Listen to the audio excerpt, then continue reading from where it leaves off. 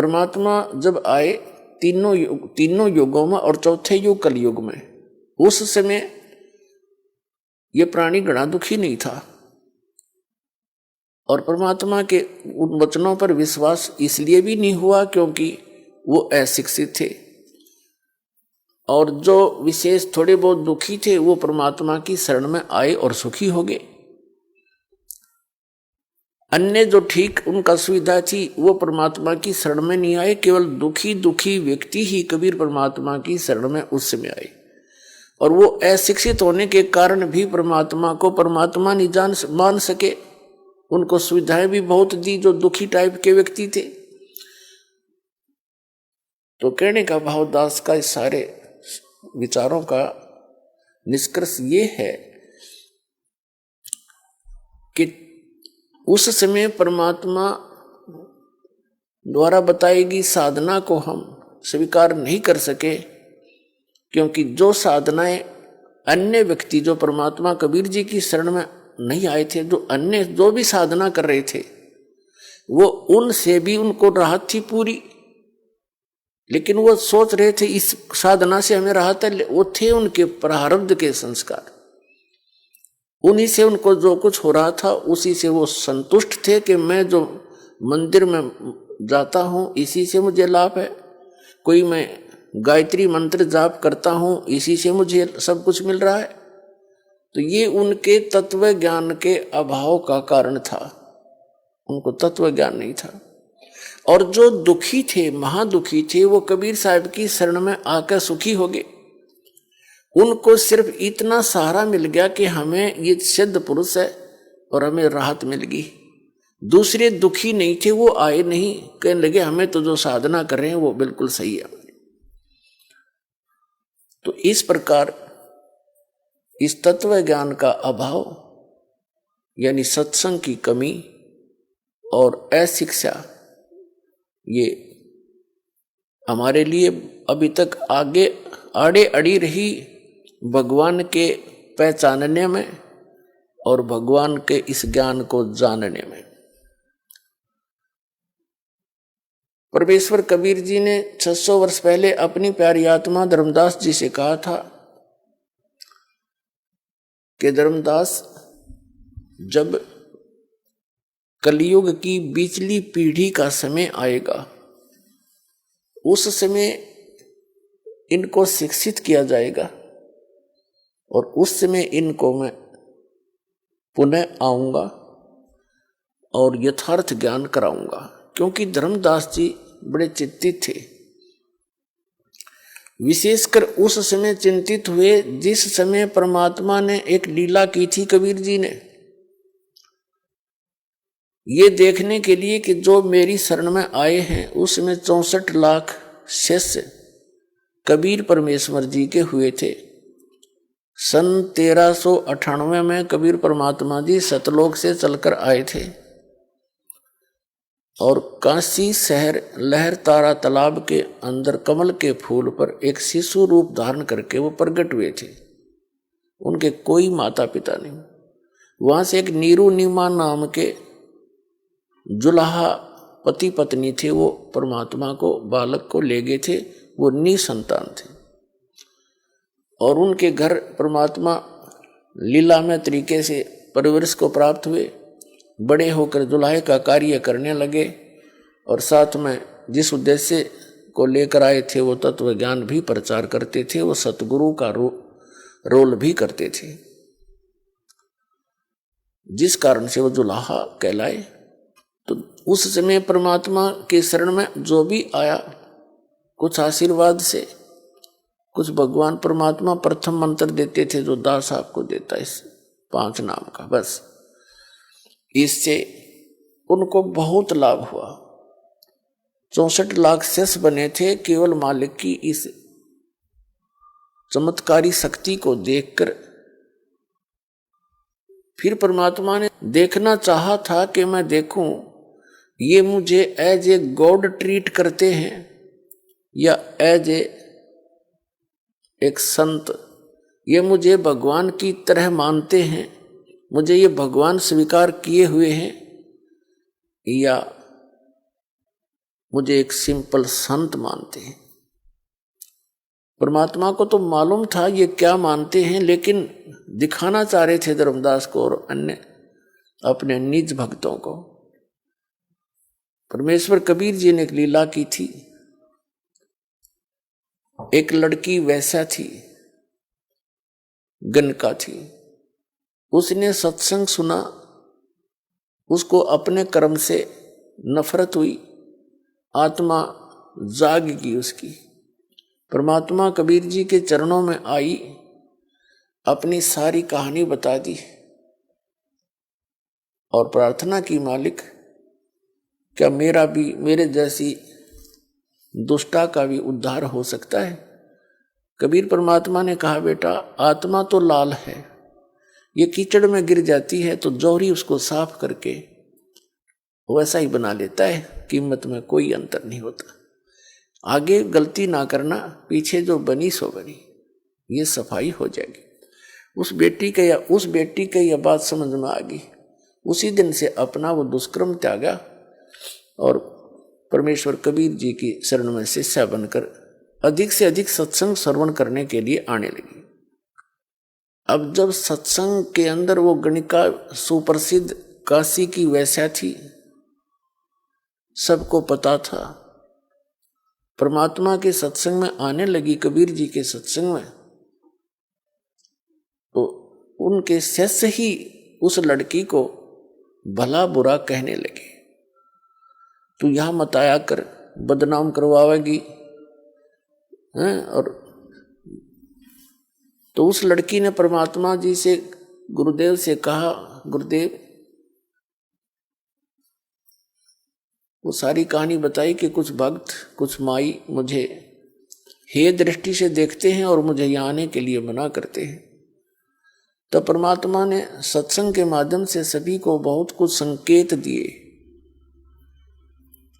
बताने की चेष्टा की कि कुष्टी हो ऐ संत बंदगी कीजिए, हो वैसा के विश्वास चरण चित दीजिए। क्या बताते थे कि यदि कोई भक्त कोढ़ी भी है, उसका चाम भी चू रहा है और उसने दीक्षा ले रखी है, उससे नफरत ना करना, उससे भी सच्चाई बोलना, प्यार से डील करना उसको, क्योंकि वो भक्त है, परमात्मा की आत्मा है और धीरे धीरे वो कल्याण हो जाएगा उसका। ऐसे ही बताते हैं, हो वैसा के विश्वास चरण चित दीजिए। यदि कोई गणका भी हो और वो भगवान पर विश्वास रखती है, उसको भी एक भक्त भगतमती बहन रूप में ट्रीट करना, अपनी आत्मा में दोष देना देखना उसके प्रति, क्योंकि वो भगवान की बच्ची है। धीरे धीरे बुराई छूटेगी, क्योंकि जब तक मैला कपड़ा साबुन और जल के संपर्क में आवेगा नहीं तो निर्मल कैसे होगा। तो ये सत्संग एक जल और साबुन दोनों का काम करता है। यहाँ आएंगे, कोई शराब पीता है, कोई सिगरेट पीता है, कोई मांस खाता है, कोई रिश्वत लेता है, कोई चोरी करता है, कोई दुराचार करता है। यहाँ आएंगे, उनको पता चलेगा, उनकी आत्मा साफ होगी तो तभी बुराई छूटेगी। चाहे कोई डाके मारता है, चोर है, जब उसको पता चलेगा तो ऐसा जुल्म कर रहा है, इसको कहाँ भरेगा, कीड़े पड़ेंगे कुत्ता बनकर सिर में, खाज लगेगी, माया यही रह जाएगी, तू लूट लूट कर जा रहा है, ले जा रहा है, या कोई भी बुराई कर रहा है, उसका कितना भयंकर परिणाम तुझे भोगना पड़ेगा। तो अज्ञानता से गलतियां बड़े बड़े महापुरुषों से भी होगी और अच्छी आत्माएं तुरंत त्याग देती हैं, सतर्क हो जाती हैं, आगे फूक फूक कर कदम रखती हैं। तो ज्ञान सत्संग से ही होता है। कोई भी यहाँ आओ, सत्संग एक ओपन सथल होता है, सबके लिए अलाउड है और सत्संग सुनेंगे तो बुराई छूटेगी। बहुत कुछ परमात्मा समझाया करते थे, लेकिन एक और हमारे अंदर दोष है, हम गुरुदेव से अतिरिक्त अपने को ज्यादा बुद्धिमान मानने लग जाते हैं और जब सुख हो जाता है, क्योंकि ये तो एक सुख का सागर है कबीर परमात्मा, इनकी शरण में आने से जीव को सुख तो होगा ही होगा। जैसे एसी रूम है, एयर कंडीशनर, और उसके अंदर कोई आता है गर्मी में, उसमें तो आती इसको राहत मिलेगी मिलेगी, वो वातावरण ऐसा है। तो सुख होते ही हमारे अंदर एक दोष है, हम भगवान से ही दूर होना प्रारंभ कर देते। तो कबीर साहब कहते हैं वो दुख भी आप, वो सुख भी आपके लिए आपके लिए जो है ना एक बहुत बुरा सिद्ध हो गया, अभिशाप बन गया आपके लिए। तो यही कारण रहा कि वो लोग परमात्मा के सुने हुए वचनों पर अमल कम करने लगे और अपने मते से अधिक व्यवस्था करने लगे सत्संग के अंदर। और ये सबसे बड़ी मार खाता प्राणी, अपना अपना मता नहीं चल सकता, या तो जो सतगुरु का आदेश हो उसी को सिरोधार्य रखे। यदि हम इसे बुद्धिमान होते तो पहले यहाँ इसी ज्ञान को ग्रहण किए होते, हम पहले बुराइयां छोड़ चुके होते। ऐसा निर्मल ज्ञान जो परमात्मा कबीर जी ने दिया, ये हमें पहले ही प्राप्त होता। अब दो बात सीख ली विद्वान पाक के, और अपनी हिम्मती से फिर आप चलोगे, ये यहाँ ऐसा ठीक नहीं, यहाँ ऐसा होना चाहिए, खाक होना चाहिए। जो व्यवस्था सतगुरुदेव कराते हैं वो सिरोधार्य होनी चाहिए भगत के लिए, और जो आदेश थे वो सिरोधार्य होना चाहिए। भक्त भक्त ही होता है। नमस्कार सर। सतसाहिब जी।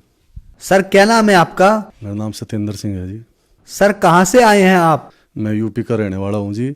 जिला मेरा बागपत है, गांव शेरपुर द्वारा, और थाना छपरौली, तहसील बड़ौत।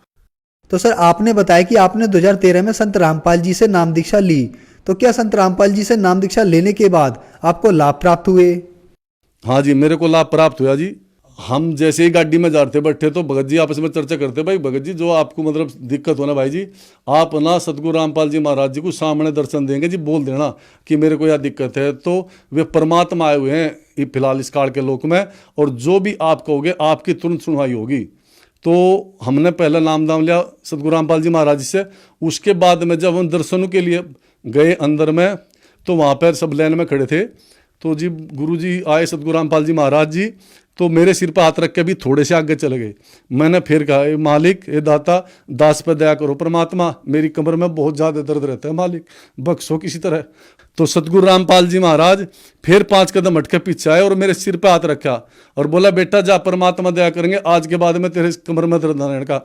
वो दिन सो आज है भगत जी। मेरे तो कभी कमर में दर्द हुआ नहीं, ना ही मैं गोली खाता हूँ। और मैंने 6-7 महीने अभी यहाँ नसीरपुर मंडी में सब टमाटर का काम मैंने करा, एक के यहाँ पे नौकरी करता था, और मैं कम से कम 50-60 ट्रे डेली उठा के गाड़ी से तारना, ऊपर रखना, लोड करना, जिसमें एक क्रेट के अंदर 25 से 30 किलो वजन होता है। तो उसके बाद में मैं भी कोई दिक्कत नहीं हुई, ना कमर में दर्द, ना कुछ, आज तक मेरे कुछ भी दिक्कत नहीं है। तो ये लाभ परमात्मा ने दिए। और 2 बार परमात्मा ने मेरे को सतगुरु रामपाल जी महाराज ने जीवन दान दिया। एक बार मेरे को, मैं LNT, ये अपना शिवाजी मार्ग पे है कंपनी LNT, तो उसके अंदर मैं मतलब बैठा था, वो वहाँ पे ना मतलब पंखा तो नहीं था उस रूम में, और उसमें ना एक एग्जॉस्ट फैन लगा रखा था ऊपर 24 इंच का बड़ा, तो उसी चला के सब बैठते थे, सुबह में भी चाहे दोपहर में।